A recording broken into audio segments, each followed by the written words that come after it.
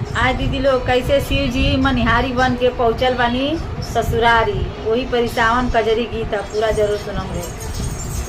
हर हर महादेव। मैया भवानी की, हमारे सनातन धर्म की सभी देवी देवता के चरणों में प्रणाम बा, सभी गुरु भाई बहन के चरणों में प्रणाम बा। ये सावन महीना के भी प्रणाम बा, सावन महीना पावन के भी।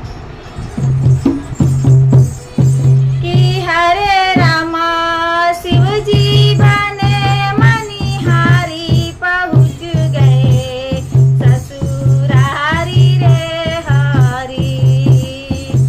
कि हरे रामा शिव जी बने मनिहारी पहुँच गए ससुरारी रे हरी।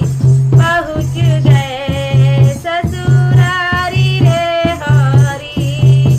पहुँच गए ससुरारी रे हरी। कि हरे रामा शिव जी बने मनिहारी पहुँच गए ससुरारी रे हरी।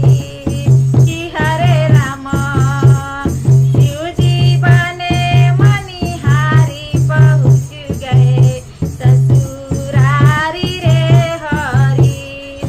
देखी लो, सावन में चूड़ी किने के कहले बाड़ी गौरा जी, तो नइखी किनले तो खिसिया के नैहर चल गई बड़ी। तब कैसे ही मनिहारी के रूप धा के नैहर उनकी ससुरारी अपनी पहुँच जातनी मनिहारी बन के।